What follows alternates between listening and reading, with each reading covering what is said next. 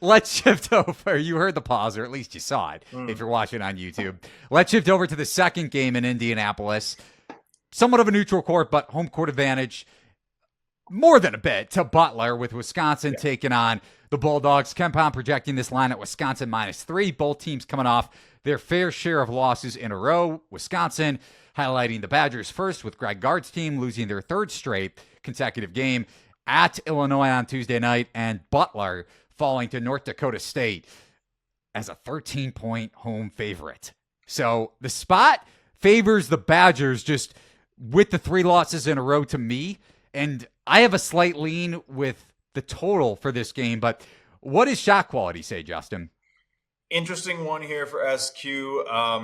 Wisconsin sitting there right around a little higher than what KenPom's going to have. So we have them as our 18th rated team right now.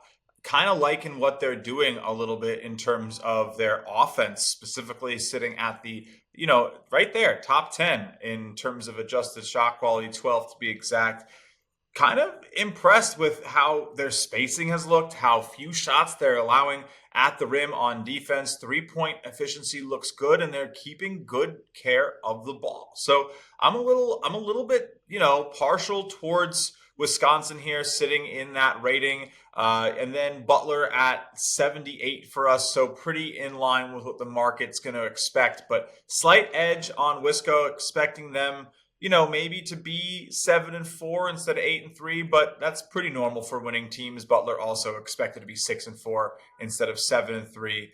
But the worry for me with Wisconsin, and I don't know if you agree with this, Eli, the spacing that they've been allowing their opponents to develop is a massive red flag, and not just because it's literally popping off of my screen, but it's been an issue, right? They've had a couple games here that they've lost. In all 3 of their last games, they were undefeated. They've dropped Michigan, Marquette, and Illinois in a row. Haven't won in December yet. But those teams are pretty adept at creating and abusing defensive spacing when given it. So how's this going to go for Butler? I do think, you want to talk spots. This is a get right spot for Wisconsin. And I'd imagine that I'm going to end up getting taxed on liking them enough that I won't be able to play it. I won't be able to reasonably take it. KenPom sitting at 3 points. I'm going to assume we're going to see 5. Closing 5. I would agree. Probably opens 3.5, and then come By Friday time the night. limits are lifted on Saturday morning, it'll be 4.5. Right, and then it will close 5, and Butler will win outright per usual. Yeah, there you go. Exactly, bingo. So my what I opened up with for this game, a little bit of a lean for me towards the under. I don't know if I'm going to play it, but KenPom projects the total at 139. Butler can't control the pace, I believe, in this game. 205th in adjusted tempo. If they're able to limit Wisconsin's transition opportunities, John Tanji, the Colorado State transfer, so effective at getting to the rim. On the flip side, I wonder how this is going to go, because you mentioned how Wisconsin allows teams to space the floor, and that's because Steven Crowell is somehow still playing college basketball, and he plays drop coverage, or Greg Gard, I guess, schemes up drop coverage defensively, where Butler's going to get their fair share of 3-point looks. Thad Matta, an experienced veteran head coach and then some, is going to be able to draw up open 3-pointers, and Butler, top 15 nationally in 3-point shooting, just over 40%. But when do we see that number start to dip, just by the nature of shooting variance on a NBA court? Does that take effect on this Butler 3-point shooting overall? We saw it come into play a little bit at Houston, especially in the first half last week, where Butler got down by double digits. But Butler does have shooters. Pat McCaffrey transferring away from his father. Talk about daddy issues. I don't know what's going on there, but he could shoot. Butler has the shooting to really create problems for Wisconsin's drop coverage defense with Crowell. The question is, do we see that dip in efficiency eventually? Does it come around in this game? So that's why I kind of lean under. If Butler, A, controls the pace, and B, does see a little bit of negative variance from behind the arc, you're probably right. Wisconsin wins by double digits, and the line closes Wisconsin -5. But overall, stay away game for me. Just a lot of variance issues one way or the other that I don't feel comfortable betting this game.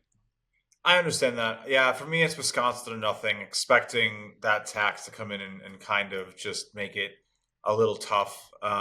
But yeah, I mean, I'm a little worried about both of these teams in terms, I think, of how they do playing, I guess, bad squads, right? I don't know how much familiarity you have with what Evan Mia has been up to the last year or so in terms of like some of these ratings of how teams do in certain scenarios. And honestly, Wisconsin's been one of those teams that his data says beats up on bad teams and struggles a little bit against good teams. And Butler likes to play up against the good teams and also struggles against worse teams. So that would mean a little bit of that advantage towards Butler in this scenario, maybe expecting them to really get in there and play a little tough. I do think this is going to be right there around 4. It feels right. I'm probably going to struggle to play it as well. If I can get like a 2.5, 3, I'll probably be there. But this is I mean, this Saturday is loaded, so maybe something slips under the watch. I don't know though. I would expect with college football kind of quieter now, this is going to be a very sharp Saturday. And you can check out all the best odds and promos, sports betting promos over at thelines.com. Over at Bet365, Wisconsin 25-1 to make the Final Four. Like you touched on ad nauseum there, or at least highlighted the key points, the cliff notes. I have no interest in Wisconsin long term this season. They've beaten up on bad teams. Guard play experience wise, even though I like Kamari McGee and I like the front court, you have an experienced big center in Steven Crowell. Drop coverage in the tournament doesn't always work when you're not a physical defense, which we saw come into play for Wisconsin getting upset last year in the first round of 64 against James Madison.